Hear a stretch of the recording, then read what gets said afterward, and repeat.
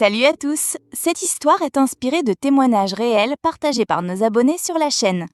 Afin de préserver l'anonymat des personnes impliquées, les noms et certains détails ont été modifiés.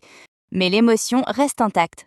Si vous aimez ces histoires, aimez-les, abonnez-vous à la chaîne et commentez pour indiquer d'où vous me regardez. Suivez-moi, car cette histoire est exactement comme vous l'aimez. Je m'appelle Camilla, je viens de Californie.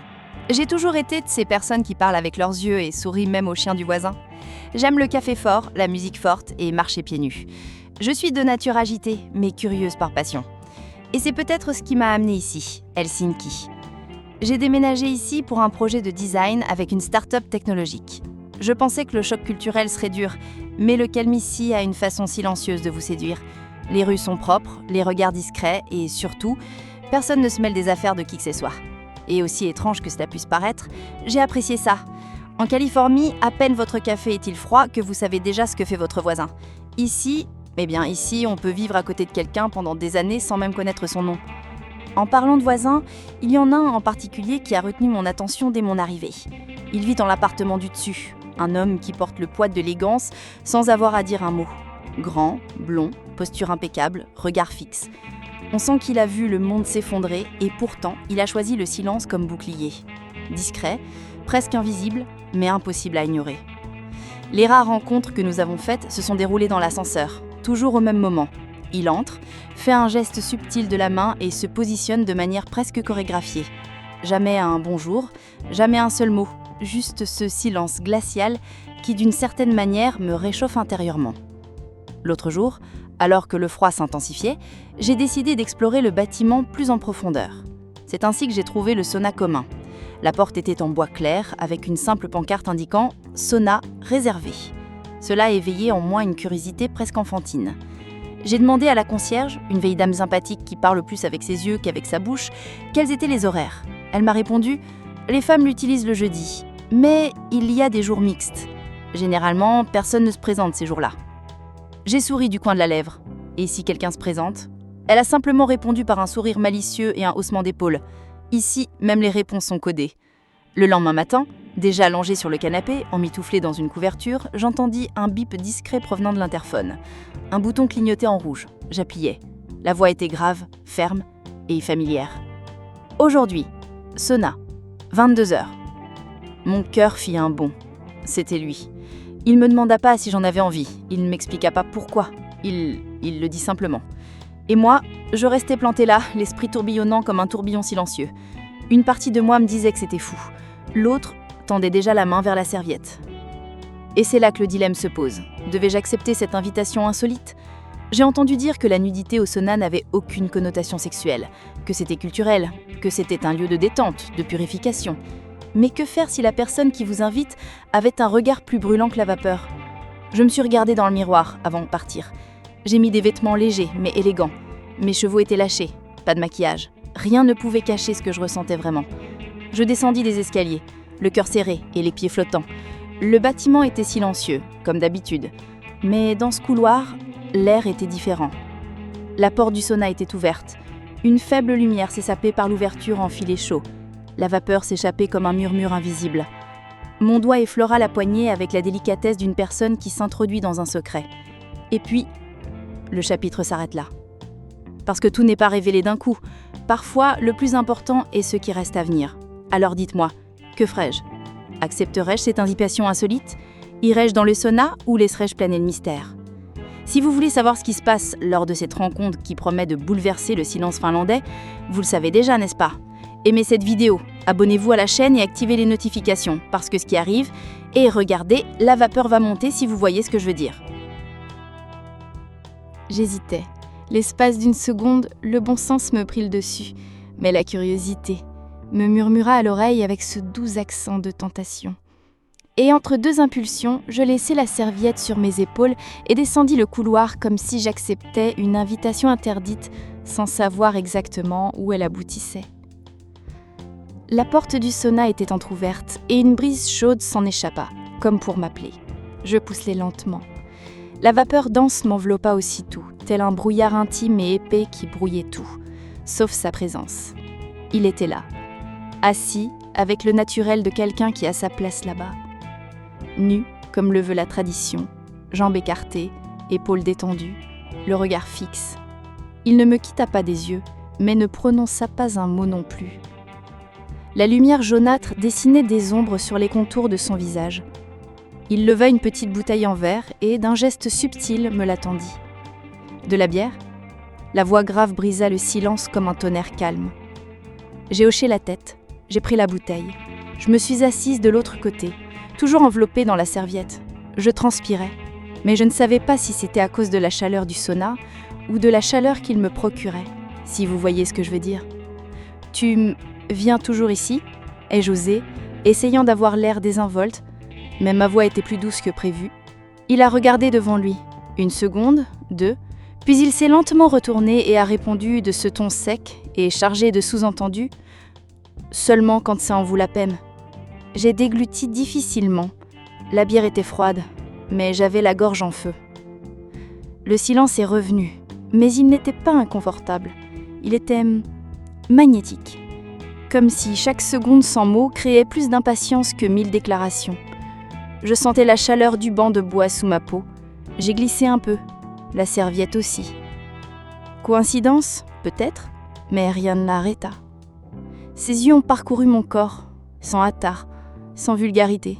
Un regard qui savait ce qu'il voulait, mais qui choisissait d'attendre. Et ça me désarma. « Tu es différente », dit-il presque dans un murmure.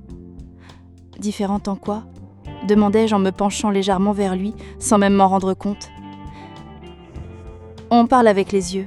Même quand on se tait, ça en dit trop. » J'ai souri. Intérieurement, je tremblais. Je voulais lui demander ce qu'il voyait d'autre. Je voulais lui dire qu'il en disait aussi beaucoup par son silence, qu'il y avait quelque chose chez cet homme, quelque chose d'irrésolu, de gardé secret, qui m'intriguait. Mais je me suis retenue. La vapeur monta de nouveau. Je fermai les yeux un instant. Quand je les rouvris, il était plus proche. Pas assez pour me toucher, mais assez pour que je sente le bois mêlé à sa peau. Ici, tout est silencieux. C'est là qu'on laisse les mots de côté et qu'on écoute ce que dit notre corps. J'aurais voulu répondre, mais rien ne sortit. Il ne me toucha pas. Il n'en avait pas besoin. Sa respiration disait déjà tout. Je restais là à le regarder dans les yeux, essayant de comprendre où cela voulait en venir. Une partie de moi voulait fuir. L'autre était déjà complètement abandonnée à cet instant suspendu dans le temps. Ma main glissa légèrement sur le banc, touchant la sienne par hasard. Ou pas, il ne broncha pas. Moi non plus. Nous restâmes ainsi, silencieux, les mains jointes, la peau brûlée par la vapeur et la tension. Et puis, il se leva. Grand, calme, son corps ruisselant de gouttes. Il me regarda avec une intensité qui me figea sur place. « En Finlande, chaque chose a son temps, dit-il, et ce n'est pas encore le nôtre. » Il se retourna et partit, laissant la porte du sauna entr'ouverte et mon cœur au bord de l'explosion. Je restai là quelques minutes, essayant de comprendre ce qui venait de se passer. Rien ne se passa, et pourtant tout se passa. Le silence entre nous criait plus fort que n'importe quelle déclaration. Et maintenant, il était dans ma tête, comme une musique douce qui persiste à jouer alors que tout devrait être silencieux. Et maintenant ? Vous aussi, vous avez manqué de souffle dans toute cette vapeur ? Commentez ci-dessous. Pensez-vous qu'il me teste ou qu'il fouille quelque chose qu'il n'a pas encore raconté ? Si cette histoire vous touche, aimez-la, abonnez-vous à la chaîne et activez les notifications, car ce qui arrive, et cette fois, la Finlande va fondre. L'hiver est arrivé sans demander la permission, et avec lui, le silence. Pas le même silence dans le sauna, celui qui m'enveloppait de chaleur et de mystère. C'était le silence glacial des rues désertes, des fenêtres closes et des sourires renfermés. La Finlande semblait être entrée en hibernation. C'était mon premier hiver sombre. Peu d'heures de lumière, aucune chaleur. Les jours s'éternisaient et la ville semblait avoir oublié ce que c'était que de respirer profondément. Moi aussi, sauf à l'étage. Il était toujours là, toujours présent, toujours distant. Je l'entendais parfois, des pas discrets, l'ouverture d'une fenêtre, le son étouffé d'une vieille radio. Mais nous ne nous étions jamais plus revus depuis cette nuit au sauna. Jusqu'à ce qu'après-midi froid, en rentrant du marché, je trouve quelque chose de différent sur la porte de mon appartement. Une petite boîte en bois clair avec un ruban rouge et un mot manuscrit. Portez-les ce soir, 21h, n'apportez que la vérité. À l'intérieur se trouvait une paire de gants de femme en laine épaisse, bleu marine. La laine était douce, mais le geste encore plus doux. Ce soir-là, j'ai enfilé mes gants comme si je m'apprêtais à traverser quelque chose d'invisible. Je suis descendue, le cœur battant, et quand j'ai ouvert la porte du sauna, il était là. Cette fois, aucune vapeur épaisse ne cachait son visage, aucune tension. Un calme étrange régnait, comme s'ils savaient déjà tous les deux qu'ici, maintenant, tout serait différent. Il était assis à la même place, mais cette fois, il portait un t-shirt sombre et un pantalon clair. Ses yeux étendaient toujours nus. « Je pensais que tu ne viendrais pas. Je pensais que tu ne m'appellerais plus. » Il sourit. Pour la première fois, il sourit vraiment. Un petit sourire timide, mais chargé d'histoire. Ici, les gens ne parlent pas beaucoup, mais moi, je n'ai pas parlé par peur. Il détourna le regard. Ma femme adorait ce sauna, c'est là qu'elle venait quand les choses allaient mal. Elle disait que la vapeur purifiait même l'âme. Quand elle est partie, je ne pouvais plus y entrer, jusqu'à ce que je te voie descendre les escaliers ce jour-là. Mon cœur se serra.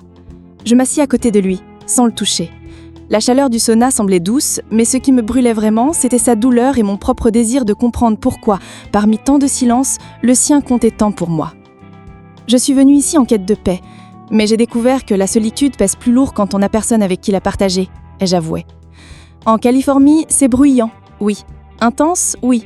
Mais c'est là que mon cœur a appris à battre avec émotion. Il m'a regardé, non pas comme quelqu'un qui observe, mais comme quelqu'un qui voit enfin.